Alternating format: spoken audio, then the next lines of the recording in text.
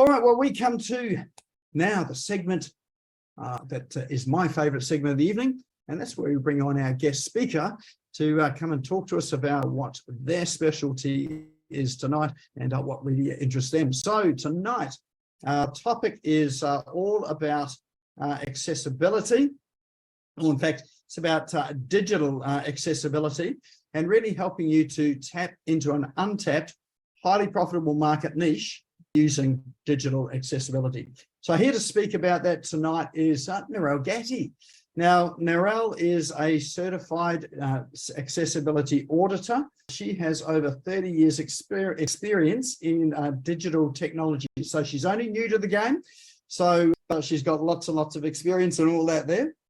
She's worked in both public and private sectors. And in fact, we were talking just before the show about some of the code that we've used. So anyone that knows so COBOL or BASIC or there's a ton of those old coding languages. Some of them still used today, would you believe? But you'd never know it because everything's all just drag and drop these days. But Narelle was there in the days when you actually had to write this code and test it and run it, and probably like me using punch cards. That's where I learned, was on punch cards at university. So really the early days of the internet. So she's developed and maintained desktop applications. So she's used Microsoft Unix products, and she's also been a project manager on a number of projects. But one of the things that is unique about Narelle, or maybe not so unique, because there are a lot of people with it, she lives with vision impairment. So she lost her sight in her 40s, and with the assistance of technology and her guide dog, Rocket, Narelle takes on challenges that most sighted people would balk at. So it hasn't slowed her down one bit. So she works with a team of digital accessibility accredited trainers, auditors, and information technology consultants. Goes into businesses and helps them to do exactly what she's going to be talking about tonight. And that is, how do you make your online experience for people accessible for everybody? So for people with disabilities and impairments, so they get an experience there that is the same, or is equal to or equivalent to people that do not have a disability. Which, by the way, I think probably most of us here today have a disability. Narelle told me I have a disability because I was standing talking to her, and she asked me the directions, I think, on phone, or how far away something was. And I'm standing there with my phone at arm's length, trying to get that right distance between me, so where the font wasn't too small and where it wasn't too blurry to actually read the phone. So if you find yourself doing that, well, Narelle tells me that there is a disability. So that is most of us here on the show. So that means tonight's show is for you. So welcome along. So thanks, Narelle. Looking forward to hearing what you're saying tonight, what you talk about tonight. So let's welcome Narelle to the stage. And we'll probably just need to unmute you, Narelle. So yeah, there you go. Is that better? That's perfect. Thank you, Nick. Thanks, everyone, for having me. Yeah, as Nick says, I live with a severe vision impairment, and the wonderful Janine Vosper just sits and laughs at me when I do silly things in the meetings. Guide dogs throwing up, that's happened, all types of things, because I'm not aware of what's going on around me. So what I thought I'd do tonight as my cue to make it easier is I've got a PowerPoint, and I've made it as accessible as possible because it can be made as accessible as possible. You won't actually hear it, but I've got headphones on as well that are going to be reading the screen to me. So I have a screen reader that I use all the time, and I have it on phones as well. So what I'm going to do is I'm going to share my screen, and let's get into it.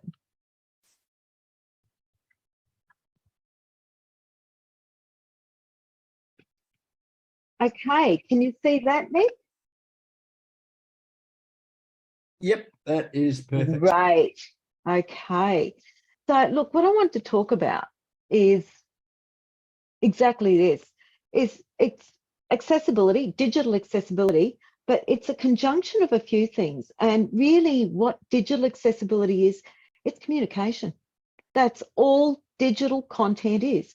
It's a different way of getting your message across to other people, whether we're using phones or emails or websites or PDF or whatever the form that you're using, It is a form of communication. So what I want to talk about tonight is usability, disability, accessibility, a little bit about the standards, and just why it's so important, because it is an important area. So what is usability? And when I get my screen reader to work, and I'll jump up, there we go. So, I mean, the first thing is, well, what problems do people experience with usability?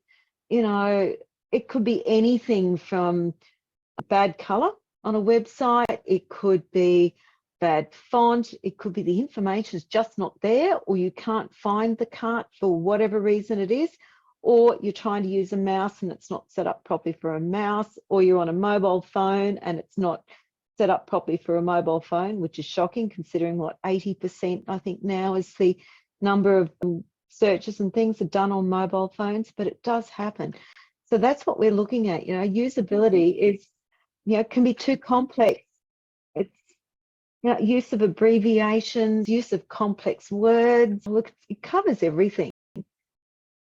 Basically, it means you can't find the information that you want, so you move on. There's no point in staying on that website or with that company or whatever. There's no point. You're wasting your time, and who's got the time to waste? We don't. So usability is, according to the Interaction Design Foundation, it's how well a specific user in a specific context can use a particular tool efficiently and satisfactorily. It does what they want. A blunt knife, it will cut, but it doesn't cut well. A blunt pair of scissors, you know, if you sharpen the knife, you've got a usable tool.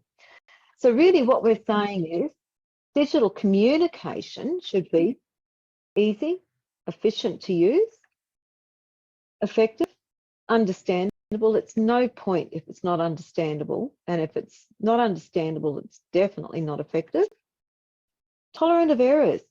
You know, how many different ways can you type in a date? You know, you can be on a US site and forget it's what month, day, year instead of day, month, year. You know, it's all types of, you know, ways you can enter information. Able to be controlled by the user. That is a big one. You hop on to a website and those pop-ups hit you. I can't turn them off, so I leave the website straight away. I cannot control what's happening, so I leave the website. And that's a big thing that people don't realize. And really, it's about minimizing barriers, minimizing the obstacles so the person can find the information they want. You can make the lead, you can make the conversion, and you can actually build a relationship, because that's what we're talking about. So user design is the process of making something usable. And it's the way you create a product using, you know, it's a whole process that takes into account who is using it, where they're using it, why they're using it, what barriers may be there to cause them to not use it,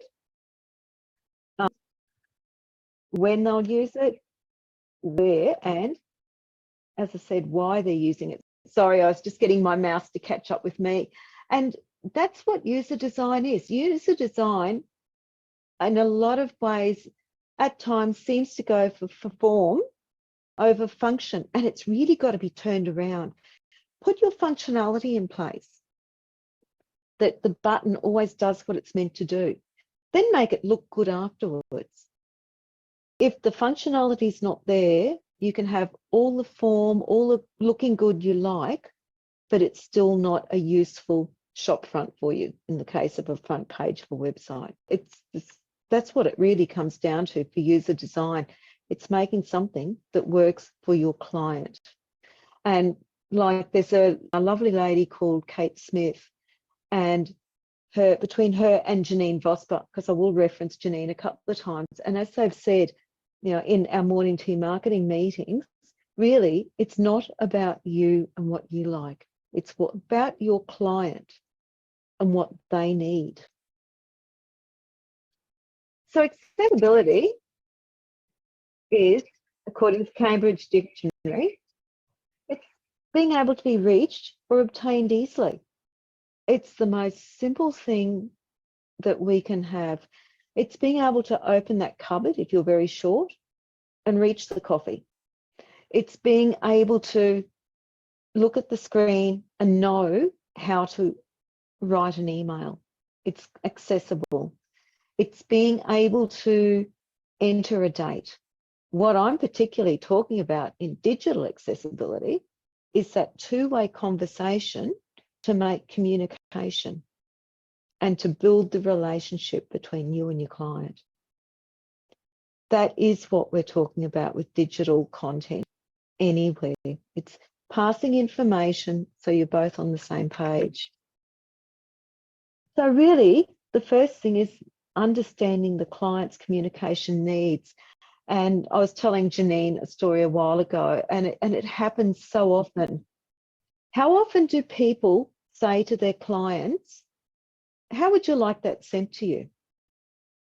If you take someone that's not technologically savvy, they may want it on paper. Someone like myself will want it in an accessible format by email. Some people prefer text. Some people, it could be any number of ways, but that is a question that is not often asked. And I encourage everyone to ask that straight off when they're sitting down with the client and they're wanting to get that client across the line. Because it is such an important thing. It is acknowledging that everyone has a different communication need. Not everyone has the same.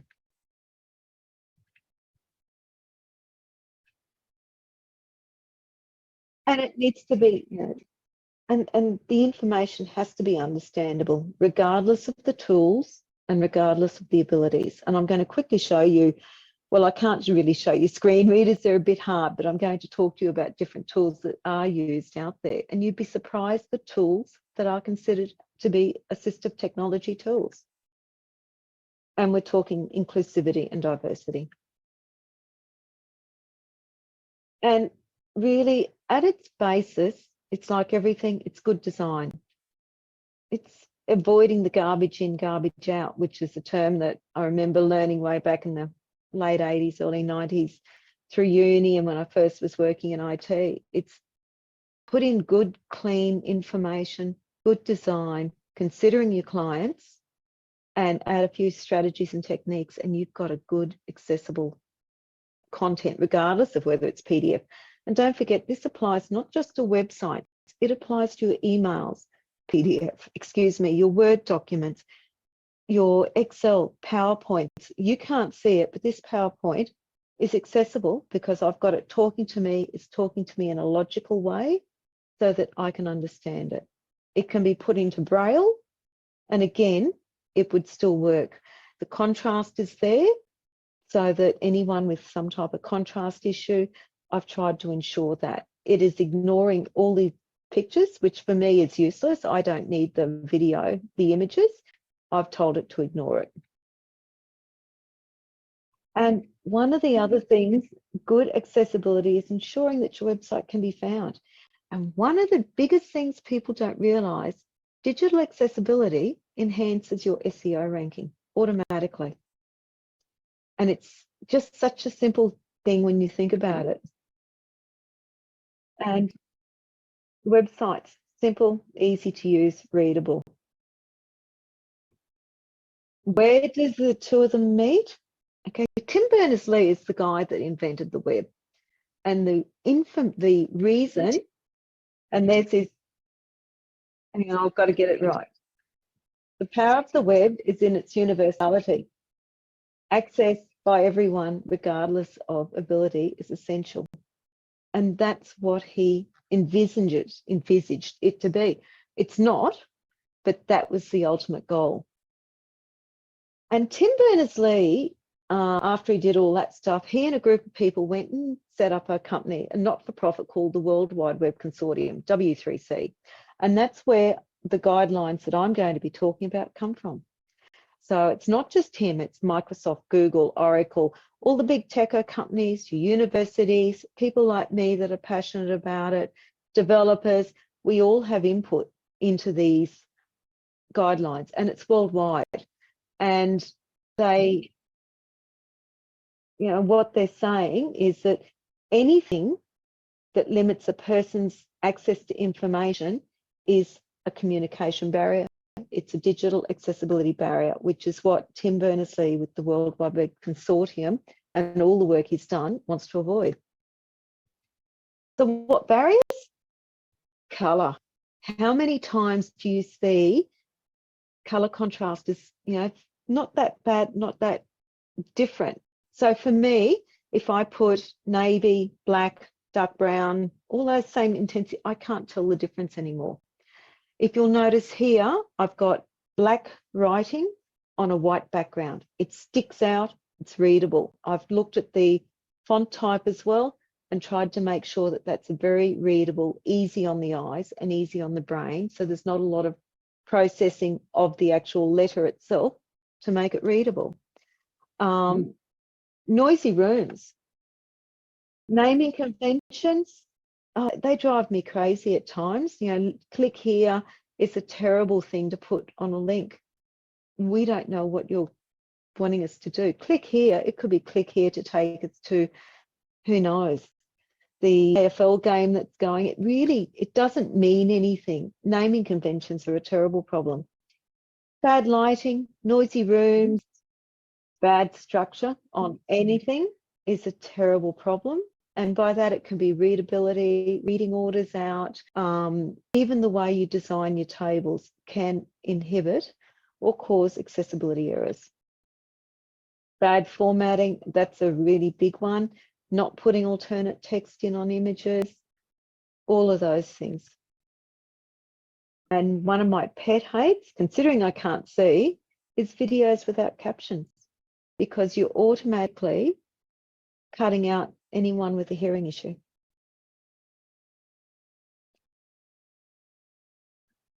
Now, there's a stack of different assistive technology tools out there. How many people wear glasses? That's an assistive technology tool. Magnifying glasses. Hearing aids, they're another one. Even down to most people don't realise the computer, the keyboard, one of the original purposes for the typewriter back in the late 1600s, early 1700s, a couple of blokes in two different areas of Italy actually designed a form of typewriter so that their blind friends could write legibly. They're assistive technology tools. Screen readers, and they're a tool that speaks to me and reads the screen. There's 3 different types. Speech to text, we all, Siri, Cortana, those things, they're all assistive technology tools as well. Braille sensors. Now, what most people don't realise, only those people that have never had sight tend to learn Braille. The reason being, it's the only way they can learn good grammar, punctuation, spelling, everything else. Someone like myself that got it later in life, I've got no need to learn it. I've got all the tools I need. They come on my computer. Every computer except a Linux or Unix-based computer has the accessibility tools. Every smartphone has the accessibility tools built in. Puff and sip tools are what are used by people with quadriplegia. And I won't go into it too much. I've only seen them working a couple of times. Basically, when you suck in, it acts as a form of mouse. Blowing out will do a tab. It's just different ways. You can use eye movement as well.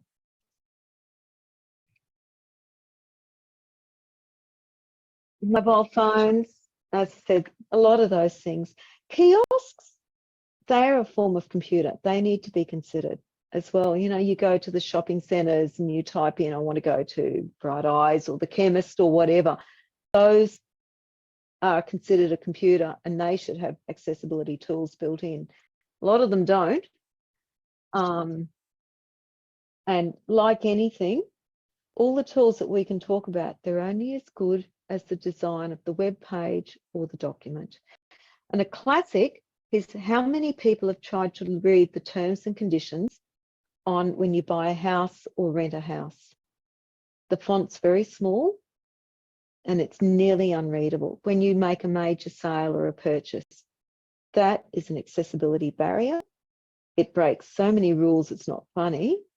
And to be honest, the people that can read it successfully are the people that use Siri, or the people like myself that use screen readers, because we can get it to read to us. And yeah, pretty boring, but that's probably the one advantage I do have. That's the way I read those things.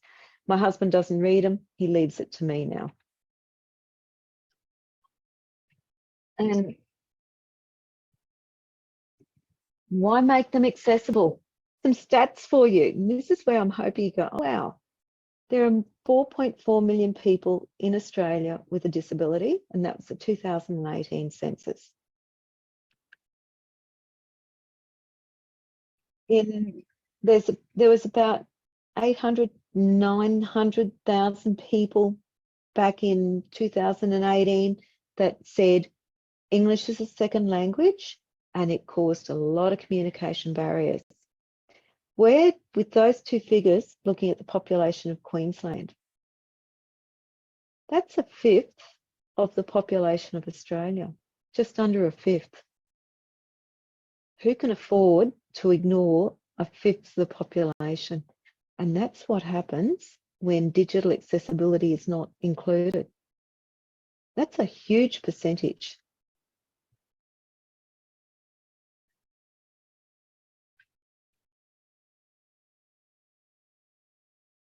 And this is the one that I found out the other day, and I went, holy smokes. There are 13 million people, and I think that was about 2019, that survey, Australian Institute of Health and Welfare.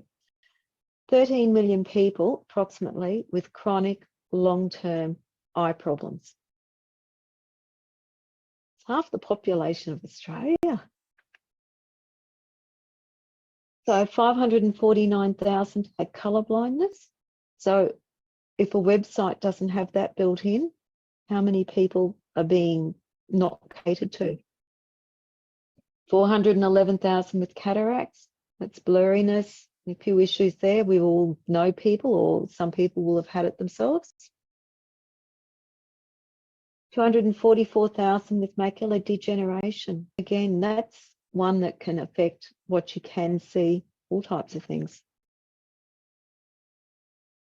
131,000 with blindness to the level of I've got. But look at all the other figures. Every one of them will be buying services, websites, getting emails, everything else. And it is such a frustrating thing when you cannot read that information. When you've got to actually, I've got at the moment, I get letters from my mother from DVA, email to me, and because it is not accessible, I actually send them to my brother. He reads them, and then he tells me what I've got to do. Now, that's a bad way to have to work, but I'm my mum's carer. So other than the 13 million with sight loss of some type, there are 3.5 million with some form of hearing loss. People, it could be just as, mild, no hearing in one ear, to major hearing loss. That's a lot of people. That's why captioning is important. It is so important. And that's the figure I sort of wondered about, 1 in 20 with ADHD. That was the figures I could find. To me, it seems a little low. I could be wrong, but it's still a lot of people with health issues that for some reason or other, websites may be inaccessible, and not just websites, your emails, everything. This doesn't include temporary problems like broken arms, broken mice, broken keyboards, bad lighting, hearing, vision, broken glasses. It's so many reasons, like just losing sense of touch, or, for, badly cut fingers, you've got them wrapped up in plaster, whatever. It's a big issue, and that's temporary, situational disability. And the other reasons why, and these, other than the stats, financial, because there's just under 20% of the market is not being marketed to correctly. the information's not accessible to them or not completely accessible. And the cost of not implementing is lost sales. People, you know, how bad's your bounce rate? Because people, and you never know whether someone is using assistive technologies, because it's actually illegal to get to that level of tracking. So Google doesn't do it. And there is no way to know that someone's using a screen reader anyway. You just don't know. Magnification, none of those things, you can't tell. But it's the cost of lost sales.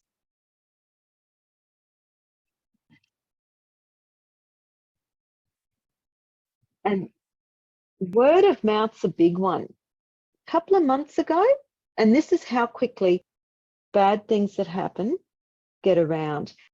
A couple of months ago in Toowoomba, there was a person denied access to a motel with their guide dog because of the dog.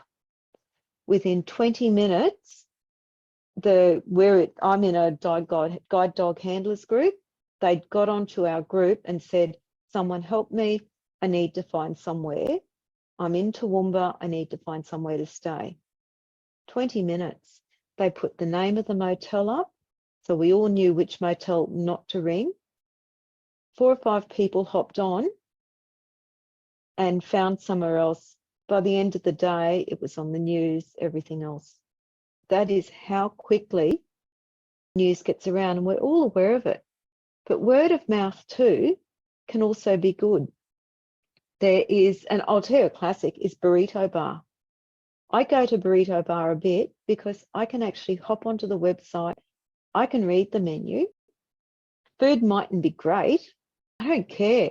I get the choice of what I want to eat, how much I want to spend, what I want to drink. I can find out what the options are. And so we go there. We might go there once a month because I've got options. There's a bar in South Bank, Hop and Pickle. Their menu is not accessible at the moment, but the moment we book in, we get the menu emailed to us. So we all get the menu. He actually goes out, the owner goes out of his way to come and meet us. He'll go and pick someone up from the train station, down at the ferry, walk them back, because don't forget, we're all blind. So, and they treat us just like they're normal people. The last time we went, and we go there regularly, there was about 12, 14 of us. Every one of us spent a minimum of $80. And we tell everyone about that bar. Word of mouth. It is such a powerful tool. That's the reason why, and the reason why not. You know, why why not do it?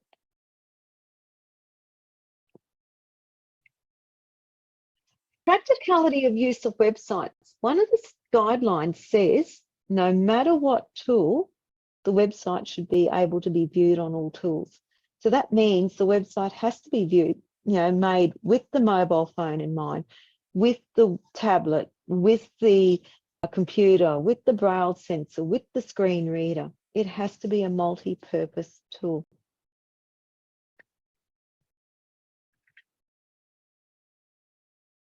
And it is an improved market share because it's seriously, there are so many people that can't access the information. It's surprising if you actually realised. And yeah, we've discussed that. And I've done that twice. Inclusivity, diversity, that's another one. And the other one is, as technology changes, because we're talking good design, well-constructed websites, it is much easier to update a website to the latest code, plugins, whatever, if you've got a really well-designed and well-constructed website. And be part of a global movement. And that's exactly what it is. It is a global movement.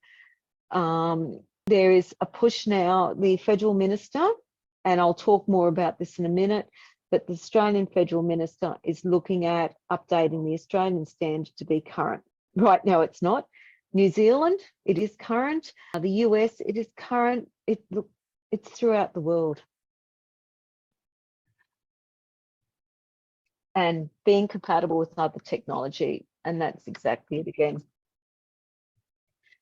Be the example, and that is such a big one. Again, the 2 bars that I talk of, they get more people going in because they are accessible.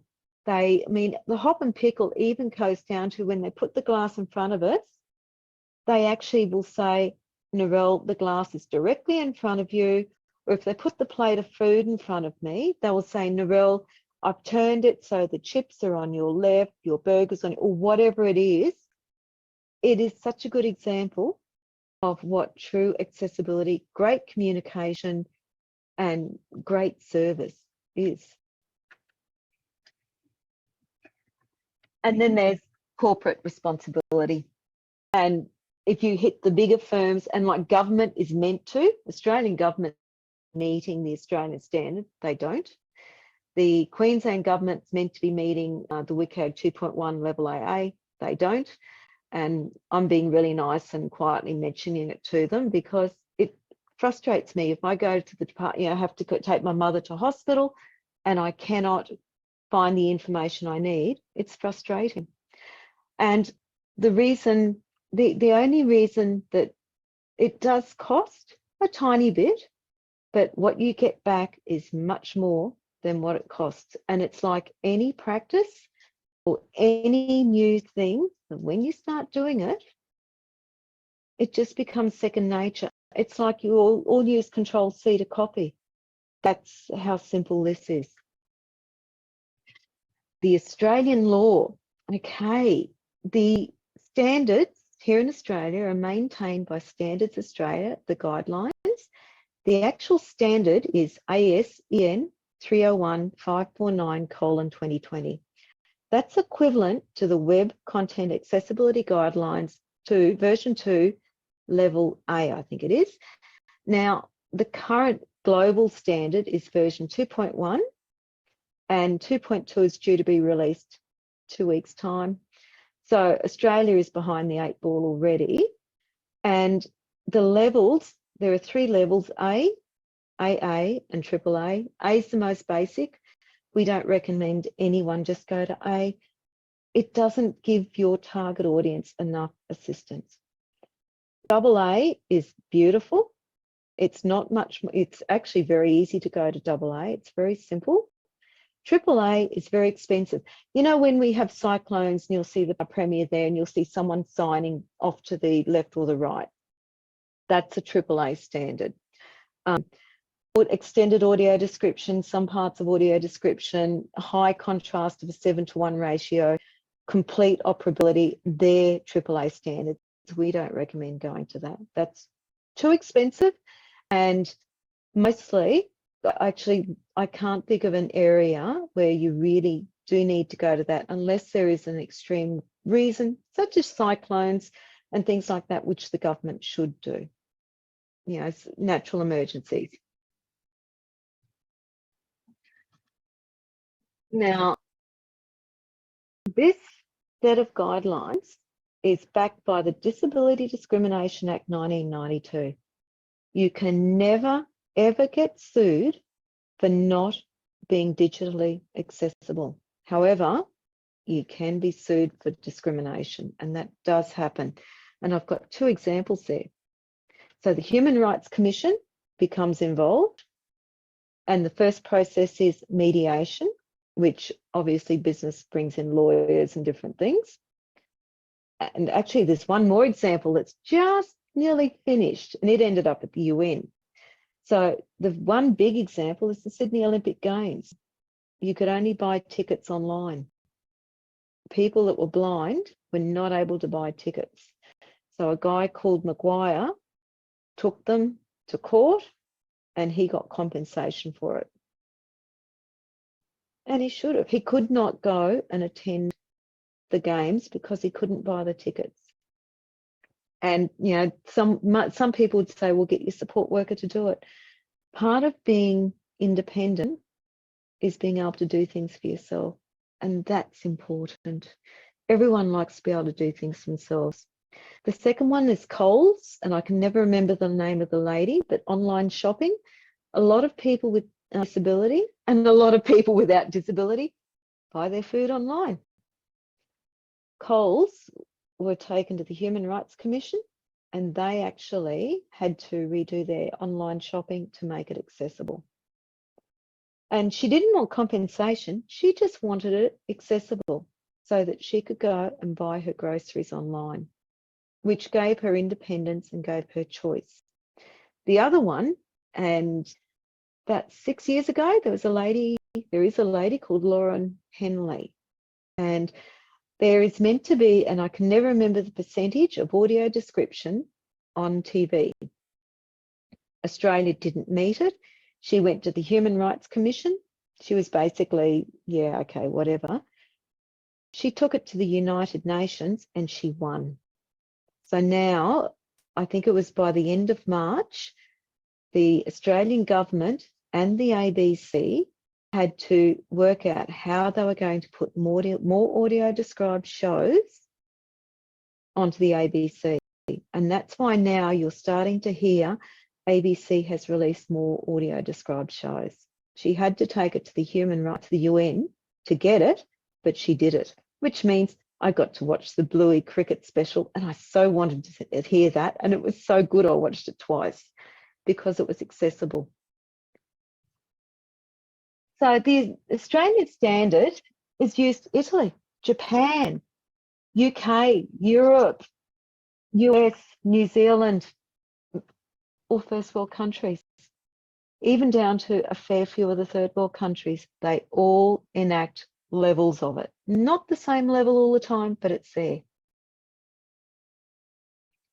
And this is where the part that I love. So the Web Content Accessibility Guidelines, this is the fun part now. That's all, just the stuff explaining why it's important. This is what it is.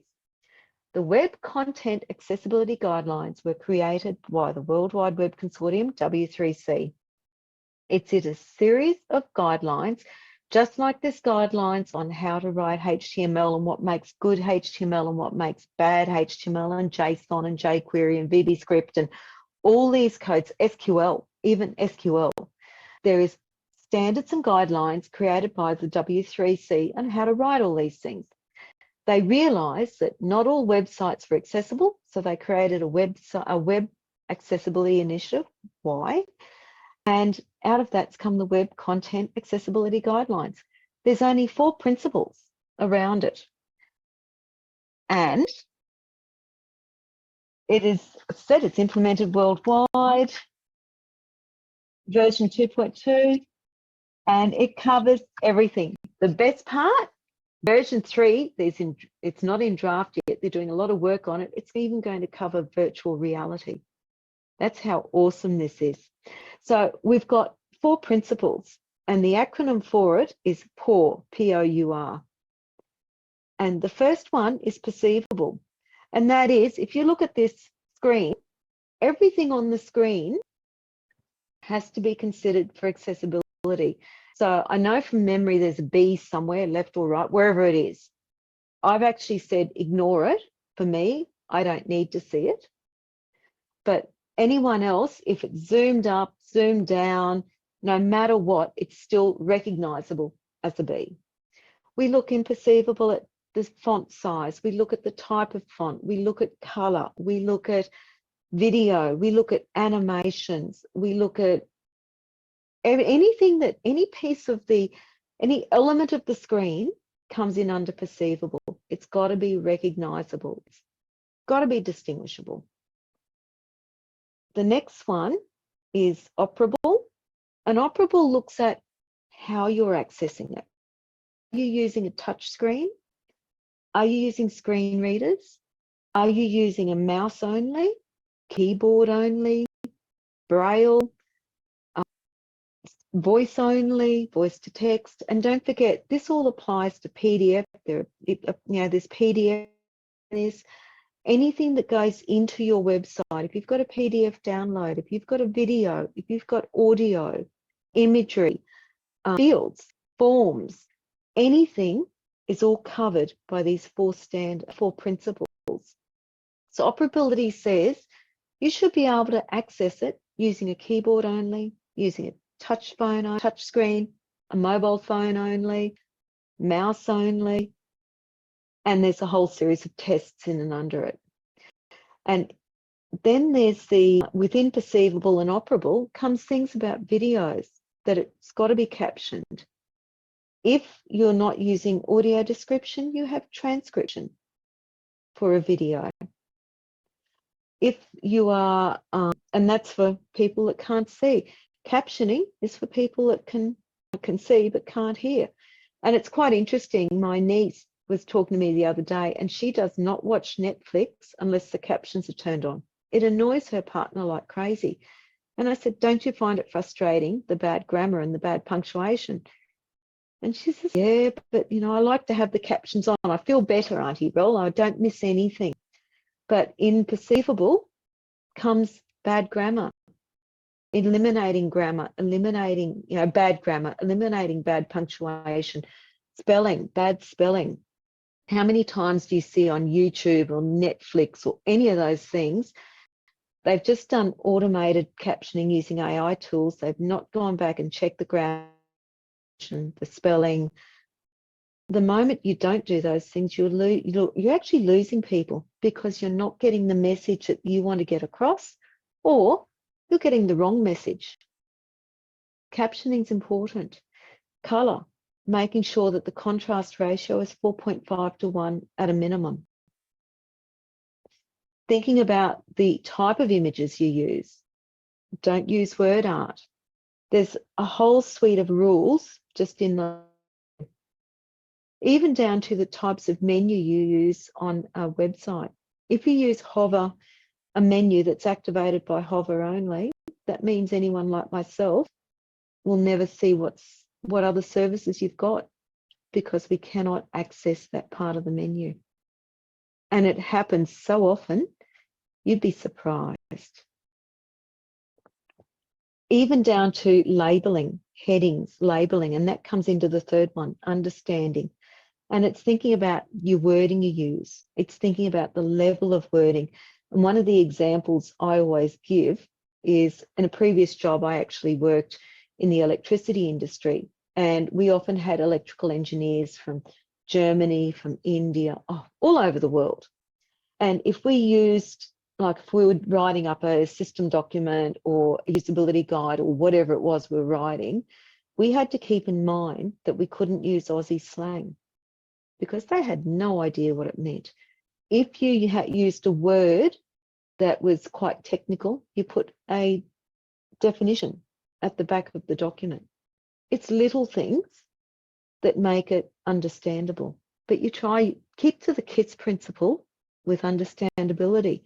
If you're doing a form, make sure you've got labels. Someone that's OCD and I've seen people do it, where you've got the in-field labels, you tab in and they go, oh, now what was that meant to be?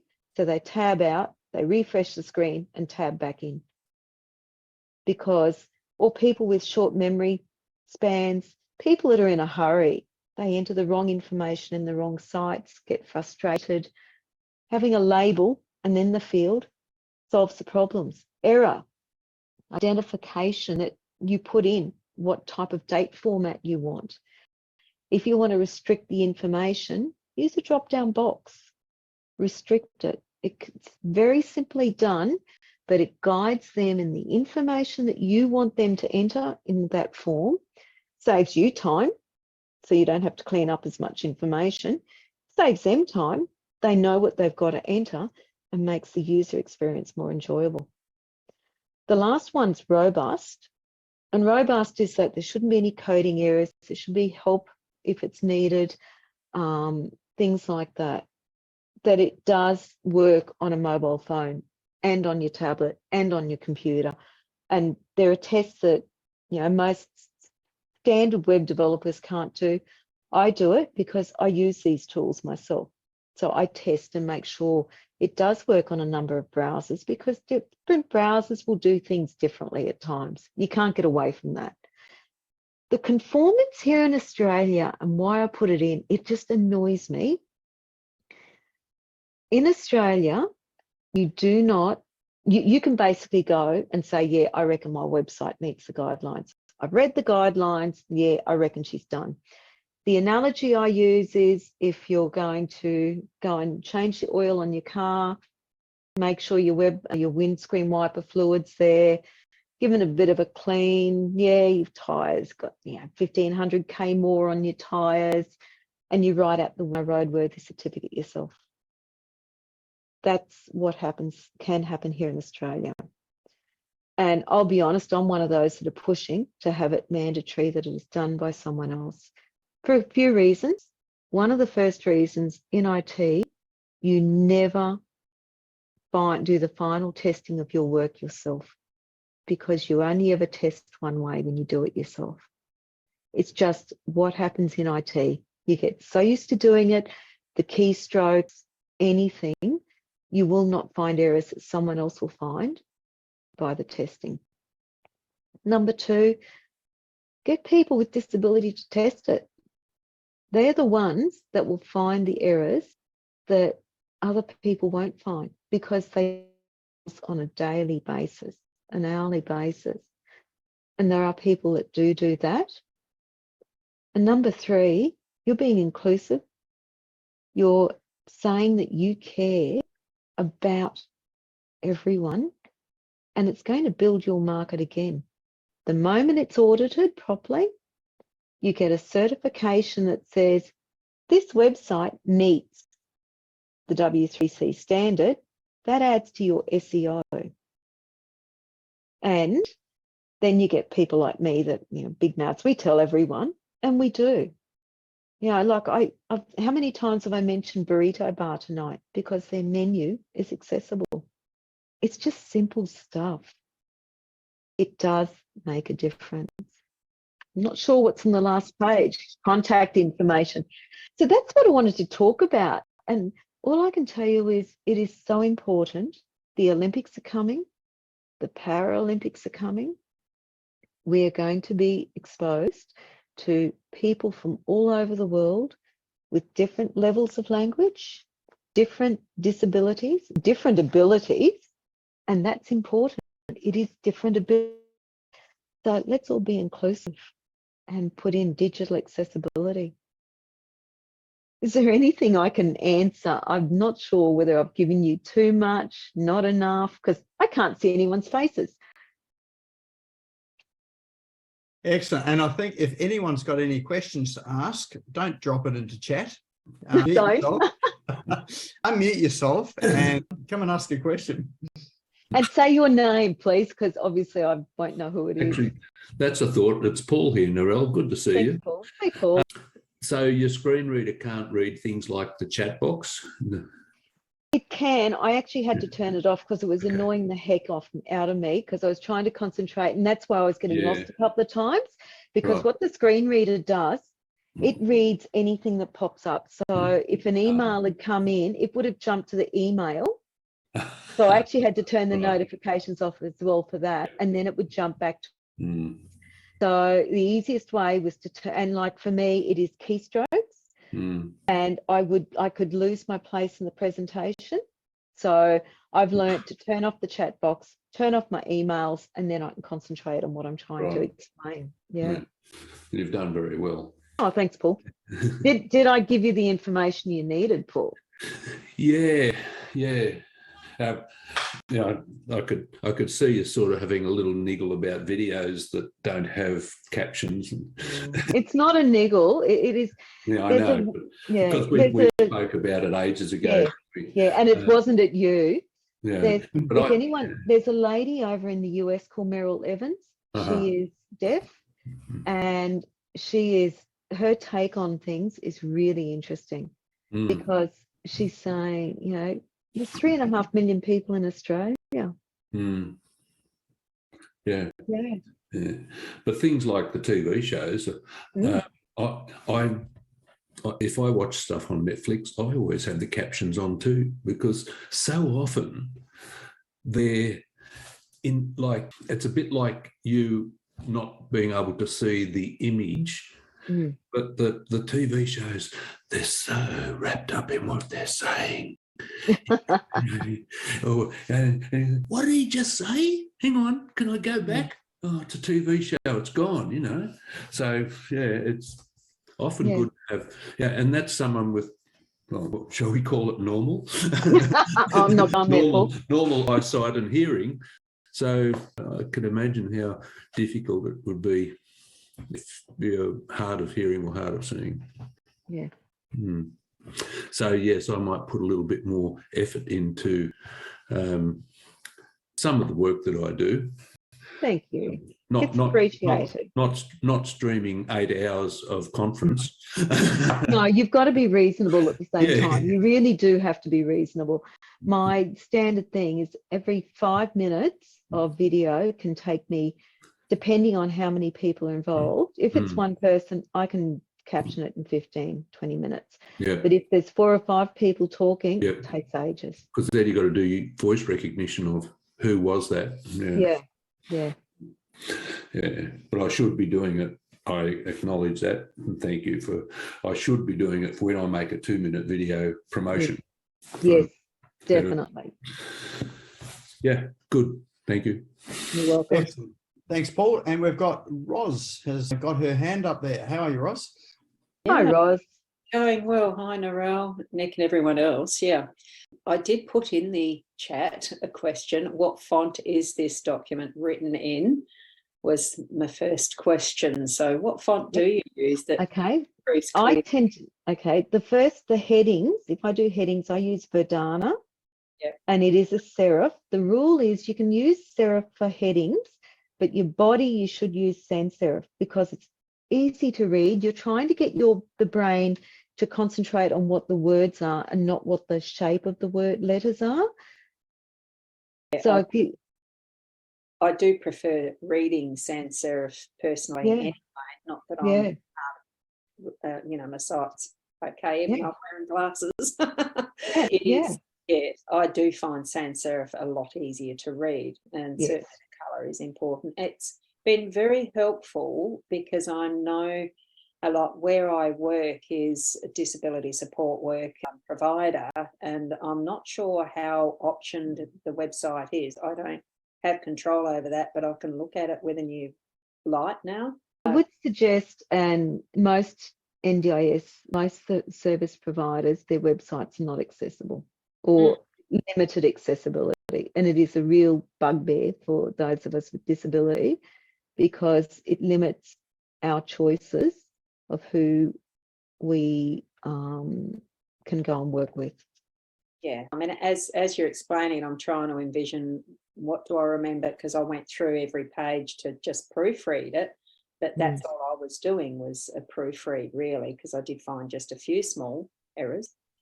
And I thought, well, with all of that, there does need to be a fair revamp just to bring in some of those options that you'd mentioned. So I found it very interesting. One thing I wanted to mention, I know you recognise this. Hi, Janine, my mate Janine. Is that, look, until I start doing the recordings with Narelle and the team for the Morning Tea Marketing Misses, I really didn't understand alt text. And I, put all the images and all the text and everything and posts and blogs and everything on my website, but I'd never filled in the alt text. And now I make sure that, everything has its proper definition and description of what is on there.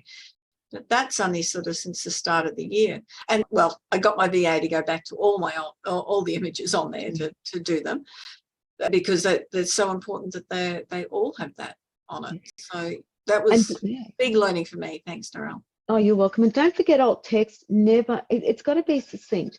Don't say a green tree with scrabbly bark and the leaves are dropping down to the ground, because it's too much. You've only got 100 characters. Keep it short, keep it brief, because if you have some text and then an image and then the text again, you need to make sure it's still lined up. So you don't want the image to take away too much. If the image is there for a purpose and to add context, you might say a green tree in a paddock or a bottle tree in a paddock with cattle around it, but you wouldn't say, and the cattle are Brangus mixed with speckled, it's too much information. Just be very aware of the amount of information you put in alt text. Yeah. And that the byproduct of that, I think Narelle mentioned it before, is it does help your SEO. Interestingly enough, most people do not put an alt text on their images. What they're missing out on is not just the assistive readers, but they're missing out on a whole lot of search engine optimization. It's one of the easiest things to do. So you're ahead of your competitors now, Janine. Well done. Thanks, Nick. And you can put that up on when you post on LinkedIn as well. When you post an event or put a picture up, you can put the alt text there as well. Yeah. Yep. Yeah. And Janine had to laugh when I got really excited when she said I did it. I think I amused Janine for the next 5 minutes. It's not just the alt text either, particularly when you go to your website. There's a description and a title, a few other things now that would all help the SEO. But are those things detectable by yourself then, or is it just the alt text? No, I can actually, if it was a link, I would hear link. Mm-hmm. Then whatever the wording, like if you didn't actually give it a nickname of that website, if you put link and then you just use the URL, which is https : XYZ, whatever it is, that's exactly what we hear. Okay. So if like if you do an image, and it would actually mainly we would get the alt text. Yeah. Because but we like if you put a title, it might be, and that was when it can get a bit irritating at times. So I don't know, wherever the B is on the screen, it might hit the B and it would say B, and then I'll text B, so you'll get B. Yeah, it's just being aware of that as well. Okay. Mm. Yeah. Okay. Oh, yeah, okay. Good. That's all. And the other one, sort of, I know that Paul is working on fields for forms, which this one's just for you, but those form fields, when you mentioned that, Narelle there, I'm one of those people who starts filling in a form, and if they haven't got those labels on, I think, what am I actually filling in? And I've got to copy and paste everything that's in it, and I will copy it out, cut it out, read what the form field was, and then paste it back in. Yeah. So if you're only using those placeholders, that doesn't affect just people that have That's right. a disability. It affects those like me with a short memory span. Yes. And I found that option today and turned it on. Wonderful. Yeah. Acquired brain injury, you'd be surprised the number of people that it does affect. It's a simple thing. Yeah. Yeah. That interesting one about the date formats too. Oh, yeah. Again, in this same form that Nick set up for me, and I've been working on expanding its capabilities. Instead of a text field, I've created a date field. That makes sense, to put someone's birth date and their death date. But the format to enter it, and I had to put it in by trial and error, it's actually year, month, day, all in one string. And I thought, okay. That breaks actually one of the predictability rules, because someone that, again, like people with cognitive issues, people that just don't read the format at times, and they would automatically, here in Australia, do day, month, year.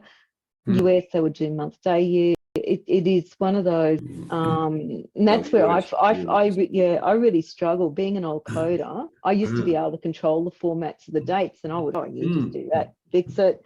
But now in WordPress, I go, gosh, okay, how the heck do I do this? Well, most of the Microsoft locality settings allow you to change and specify what it is. So, which is good. Yeah, that's right. I wonder if you wrote down 1, 2, 3, if an American would think that is 132. That's as logical as the way they write their dates. Everyone has their preferences, don't they? Yeah. Well, I'll shut up.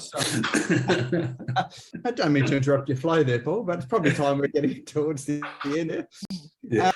If anyone's got any questions or they want to contact you, what's the best way to do that? There it is. I put it up there. You've got a I slide figured for it. that's the easiest way. Fantastic. All right. Well, let's just drop that into chat there. I'll put that into chat. Thanks, So, Nick. people that are going to be downloading and saving that chat, I've got it there. So was it reception at ASAP. ASAT? DASAT, dasat.com.au.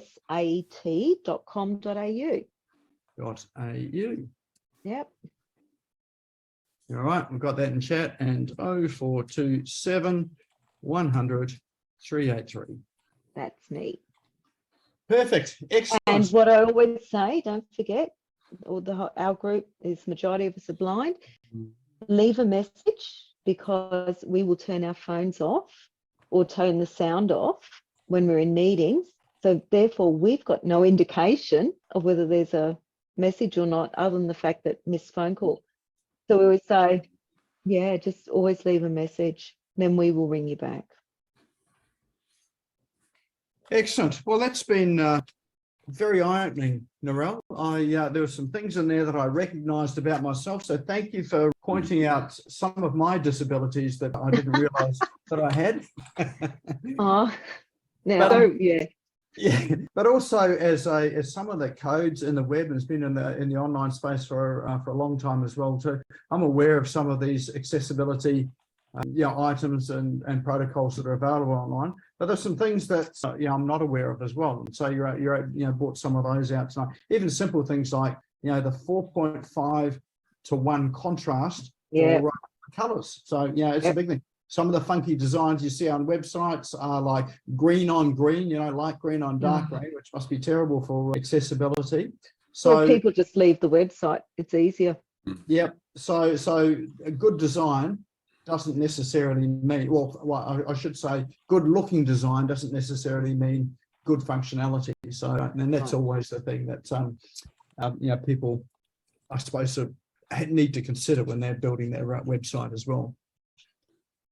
And I'm one of those people that never had captions on Netflix, and my partner has captions on Netflix.